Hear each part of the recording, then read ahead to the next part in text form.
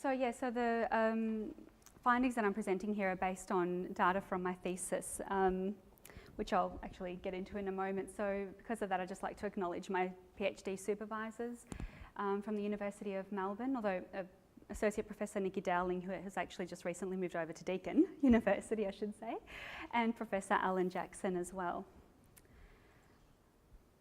Okay, so as I said, it's based on my PhD thesis data, which I'm calling the YMEGS. So it's Youth Motivations and Expectancies Gambling Survey of 2009 data set. And its collection was supported by a Vic Health PhD scholarship. And the views expressed in this paper are those of mine and do not reflect the Australian Institute of Family Studies or the Australian government. Okay, so basically just a very, very brief background, because I think most people here would be pretty well aware of the fact that problem gambling is, you could generally say, is a young person's issue. The prevalence rates seem to be at least 3 or 4 times higher amongst young people than it is amongst older adults. So we estimate that the prevalence rate of problem gambling amongst young adults in Australia is around about the 3 to 5% mark, and a further 5 to 10% are subclinical problem gamblers. And that's through studies that have been collected in a number of states roughly since about the mid-90s, and it seems to be relatively consistent. And it's also quite similar to the kind of prevalence estimates that they're getting in other Anglo countries like Britain, Canada, the US, and New Zealand. Okay, so on to industry messages. I think Samantha probably covered this much better and more thoroughly than I could, but just very briefly going over it again, that the industry has recognised young people, and perhaps particularly young males, as a target audience for their products. And you can sort of see that through the images that are being portrayed. They're all young people having fun, looking a bit affluent and stuff as well, particularly in that left, the picture on the right. And then I'll see if, I'm not sure if Sam actually showed this video this morning, or it was just the first couple of seconds. Was it, the poking? She showed the whole thing? Because I missed, okay. So I might not show that again because I think everybody has seen it. But it's an excellent example, obviously, of what industry does. Okay, so then what I'm interested in is GAMP, is the government's response to this, effectively. So governments are beginning to develop awareness campaigns for young people, for parents, teachers. And what they've generally been focusing on so far are gamblers' fallacies. So they're taking a cognitive kind of approach of explaining to people the odds of winning, that it's really unlikely that you're going to win, and trying to battle people's superstitions and that sort of thing associated with gambling. So these are 3 images taken from 3 commercials that we've had in Victoria about what each of them actually do is really try to get people to access gamblers' help services. The first one talks mainly about the fact that you're likely to keep losing and losing and losing your money. You might win here, you might win there, a little bit here. Eventually you're going to just lose all your money. That's just how it's all set up. The second one is very much about, odds of winning. So there's this woman who is, digging for gold. You're as likely to hit gold as you are to win at the pokies, or actually perhaps even more so. So using maths, 9.7 million to 1 chance of winning. The third photo, this one is again actually aimed at young men generally, and saying, gambling isn't, you shouldn't be experiencing problems related to gambling. It's sports, and sports are about fun. It's not about gambling. And if you are having some problems, then what you need to do is call Gamblers Help Services. So it's actually particularly this last one, is really aimed, it's not an early intervention, it's aimed at people who are already experiencing quite significant problems. And it's this tertiary end of awareness campaigns. But government has recognised that, you know, it does need to focus on early interventions, and that is an aim of government. So what could they be doing? One of the issues with them not focusing on early interventions is it may be delaying people's help seeking. So it's, in a way, giving people a message that, well, if you're not having quite serious problems, then maybe you don't really need to do anything about it just yet. People don't know what the early warning signs are and when they need to actually start to seek help and what to do about it. And there's also not a great deal of evidence to support or to inform these sorts of early warning sign messages. So what can we do about it? There are gambling motivations are actually quite proximal predictors of behaviour. Possibly there is some evidence to suggest that it might actually be a better predictor of behaviour than those other cognitions that we spoke about before, and also some other sorts of issues like depression and impulsivity and sensation seeking, all of those sorts of factors. So we've got a little bit of evidence from the gambling sphere, but there's definitely quite a bit of evidence in alcohol and drugs research that demonstrates that not only getting an understanding of what a person's motivations are, but actually really targeting messages and programs to people with these particular motivations for drinking or using a certain substance can actually be really, really effective, efficient interventions. So it's something that we haven't really done in gambling so much, so it's possibly worth having a look at. There's a couple of gambling motivations scales out there, so ways of conceptualising it and measuring it. What I've looked at is the Gambling Motivations Questionnaire, which was based on the Drinking Motivations Questionnaire. I won't go into any detail really about how it was developed and stuff. There's a little bit of information there for you. But basically following a factor analysis, they found there were 3 subscales: the coping motive subscale, which is things like to relax, to forget my worries; the enhancement motive subscale, which is, it's exciting, it's fun; and social motive, so to be sociable, it's what we do when friends get together, those sorts of scales. And the colour coding there is also to indicate that coping motives, there's some evidence to suggest that coping motives are more strongly related to problem gambling. Enhancement motives, perhaps not so much, maybe earlier stages of, or lower levels of severity. And social motives are the least associated with gambling severity. Yep, I'll leave that there. So the aims of the project were effectively just to have a look at which motivations might actually be associated with different levels of severity, and therefore identifying those sorts of motivations and therefore messages that could be used for early interventions and for secondary interventions.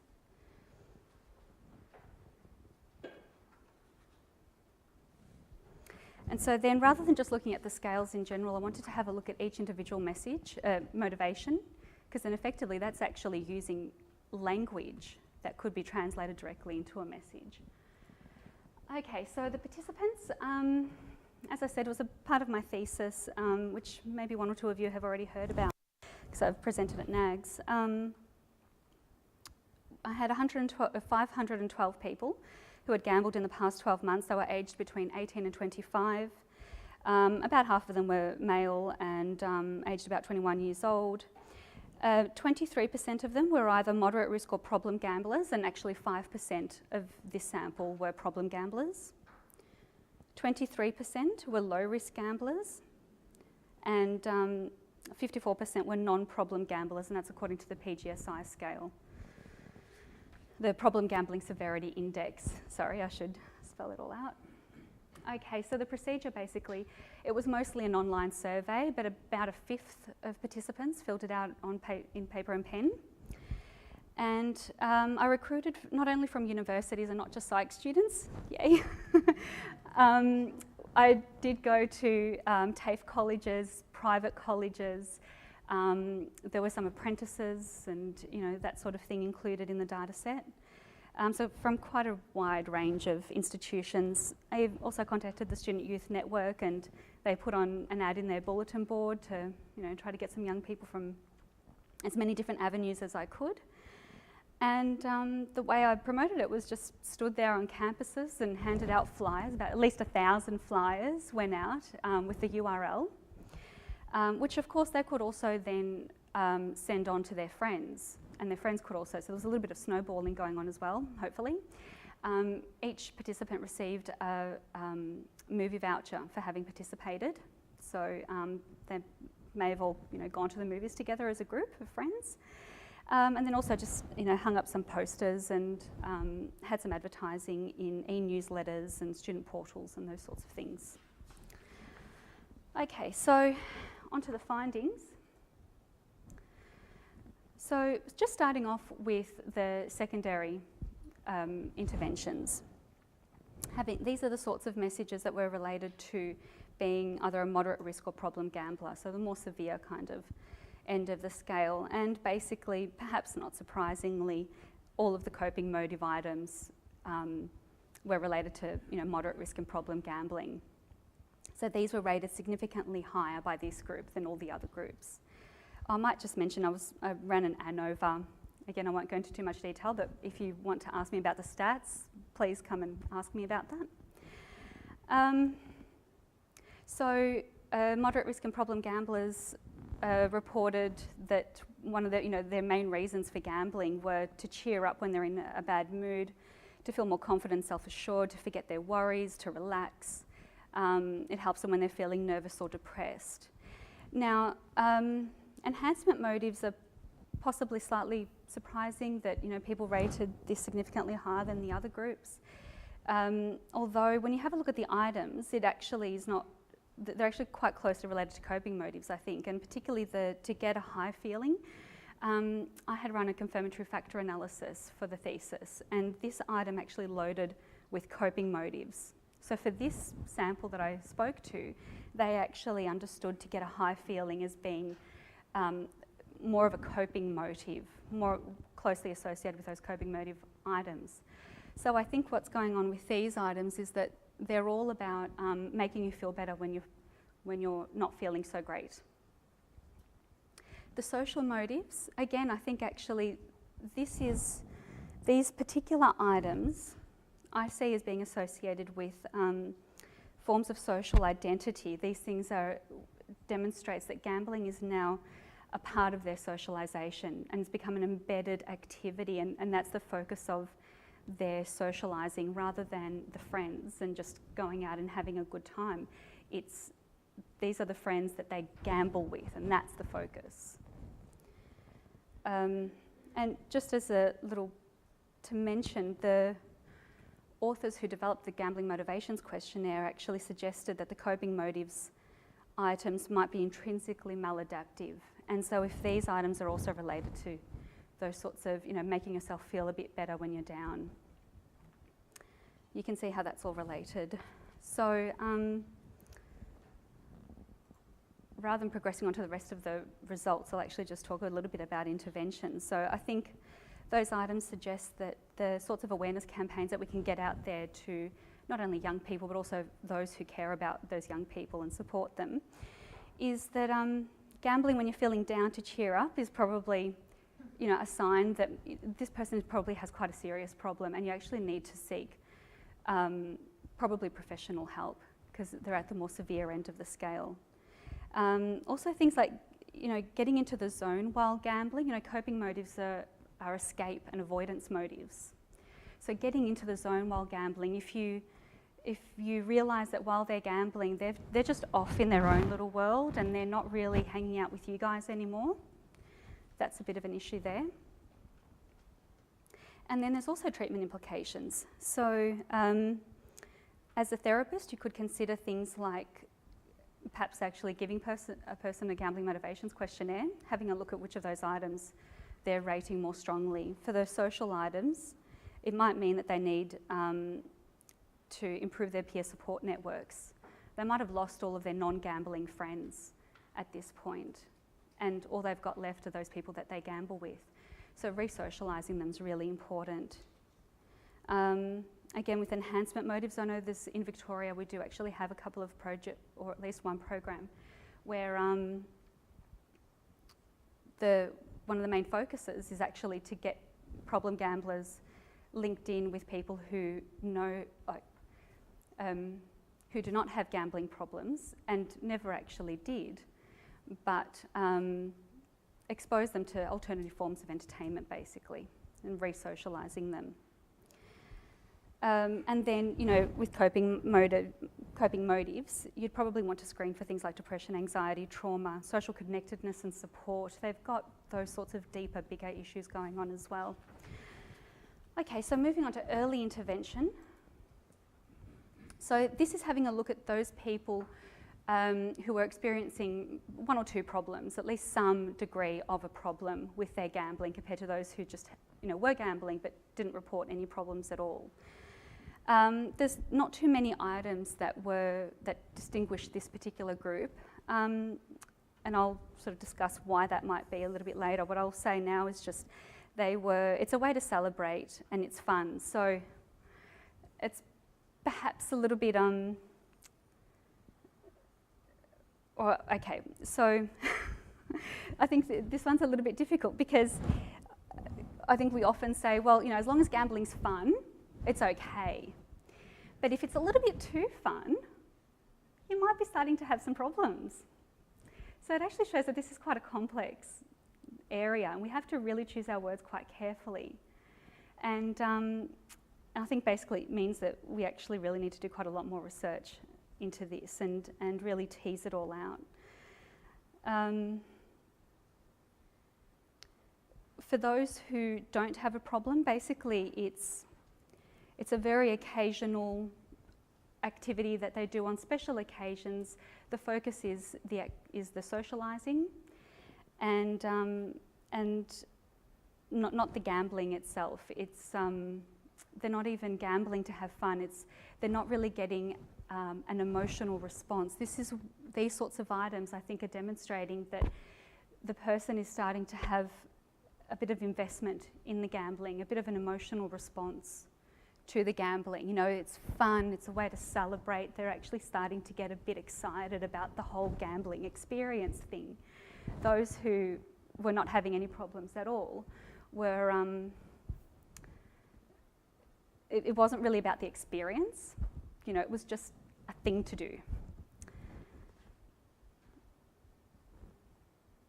Okay, but yeah, I might just say actually at that point, I think one of the issues is that the Gambling Motivations Questionnaire was, you know, developed from the Drinking Motive Questionnaire, which both had an idea of understanding problem gambling, which is actually something that we do in a lot of our research. You know, there's this really big focus on problem gambling. And so our screens, our scales, our ways of approaching all of this is looking at that pointy end and not really taking into account that whole continuum that we always talk about, but haven't done so much in practice in the past. And I think we're just beginning to get into that a little bit more now. So for these early interventions, kind of awareness campaigns is, you know, maybe something like, I'm not very good at slogans, but, you know, something like getting a little overexcited is just not cool. You know, calm down, guys. Relax. It's just gambling. You know, something along those lines, but I'm definitely not a marketing person, clearly. And yeah, so just getting across that message that I suppose if your child, your friend, your student is getting a bit emotionally involved in gambling, if they're really getting a thrill, if they're starting to get a bit of a thrill out of this more than the other friends, then that's just, you know, an early warning sign. Keep an eye out on it. You know, just check it out. Maybe take them to another location. Maybe on Friday night, don't go to the pub that has the pokies, and go to the movies, or, you know, do another activity. And yeah, have a bit of a word with them. Now, just a little side note, I suppose, this actually has, I couldn't help but mention, it has some implications for community development as well. You need to make sure that that young person does have an alternative activity to go to that is affordable, that is accessible, that their friends are doing and is also cool and, you know, is going to be something that they can do on a Saturday night. There are parts of Victoria, at least I can speak for, knowing my own area, and I'm sure this is the case in other areas as well. There's just not a hell of a lot to do in some parts, you know, especially when you get further out of the city into the, you know, more, you know, outer suburbs and regional areas. It's you just go to the pub, and if the pub installed pokies, well, what else are you going to do? Now this is an interesting one, and actually I'd like feedback. How am I doing for time? 5 minutes? Okay, yeah, that's fine. These are a couple of items that actually we're able to distinguish between each of the groups. So these two items, because I like the feeling of gambling because it's exciting, actually were rated significantly higher by low-risk gamblers, the non-problem gamblers, but then also by moderate risk and problem gamblers compared to the low-risk gamblers. So I actually wasn't exactly sure how to interpret that. I suppose, you know, there's a, it's an early indicator of increased risk, but I think it does need to be teased out qualitatively. Perhaps there's actually something quite interesting going on there. It might also just be that the term "I like the feeling" is just a bit too ambiguous, and you know, it comes from the drinking motivations questionnaire. Perhaps when you're talking about alcohol, it makes a little bit more sense and is a bit less ambiguous. But with gambling, it actually is quite ambiguous, and maybe it's just simply an issue with the wording there for gambling. And I think that just reinforces the fact that you know, while alcohol can be a fantastic, you know, template for us to use to work from, we really do need to think quite carefully about what's relevant for gambling and still have that as a focus when we're developing our scales. And test it psychometrically really well. They haven't really received a lot of psychometric testing, but I think the authors are doing a bit more of that at the moment. Yep. Okay, so on to conclusions. Gambling motivations, I think it sort of demonstrates that they are associated with problem gambling, positively associated with problem gambling severity. And they do differ, you know, different levels of severity, or people experiencing different levels of severity are gambling for different reasons. And that's probably something that we should look at further. It also means that when we're talking about awareness campaigns, that could actually help to inform those sorts of campaigns. And develop not only campaigns, but as alcohol has done, eventually develop programs, intervention programs that are aimed at people who have particular motivations, because that is also related to those subgroups of gamblers and problem gamblers that some other research has demonstrated we have, that they're not a homogeneous group, and the motivations can actually help to tease that out and target each one.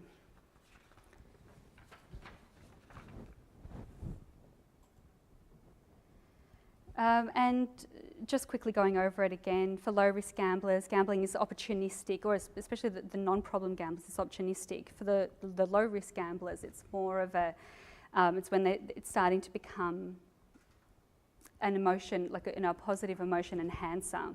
They're getting more involved in it. And the driver is more intrinsic to the gambling activity itself rather than the socialising, the particular environment they happen to be in. And there is a potential for harm for these people. You know, perhaps that's a little bit forgotten because they're not problem gamblers. As Blazinski and Nauer had mentioned in their pathways model, these are the people who could be behaviourally conditioned. And I think I've mentioned the other two dot points, so I'll leave it there because I'm obviously running out of time. I might just quickly mention I had spoken to this man once who runs a cafe, and he had talked about how incredibly successful he'd been in his life. But he was gambling every once in a while on the poker machines with his friends. Eventually, he became a problem gambler. And he didn't end up getting any formal help because he had quite a bit of money in the background to be able to stop, and his wife was extremely supportive, and it stopped before it became a really severe problem. But I think that's an example of how, that behavioural conditioning, he talked about the lights and the music and getting into the zone and that sort of thing through the lights and the music. Anyway, so, and finally just also campaigns that not only address the gamblers' fallacies and, trying to get people into gamblers' help services, but also others that suggest to people other warning signs that maybe a parent or a friend really can pick up on, like they're gambling whenever they get upset, whenever they have a fight with their girlfriend, something like that. When you're going out with your mates and it's more about the gambling than the people that you're with, you've probably got a problem. So those sorts of more tangible kind of things. And I had some future directions, but I might just skip over that and we can just chat. Thank you, sorry about that. A minute for a couple of questions, maybe? Got one. Yeah. You mentioned that it's very high prevalence from gambling for this group, 3 to 5%, and you know how it drops off after a while? Yeah, when they get about to 30-ish, 35, yeah. What's changing the motivation? You mentioned it might be pathways one, it might be, conditionally motivated, and it may not be pathways 2 or pathways 3. Is there something happening in the environment that would naturally help them recover and drop the prevalence down? And if so, what do you think's happening? Okay, I think that's probably actually a whole lot of issues going on there. We do know that people do naturally recover, if you want to use that terminology as well. It's sort of, so you're asking why do people naturally recover? Why do some people not just continue on to become chronic pathological gamblers? That would indicate that that is more likely to change simply as you get older.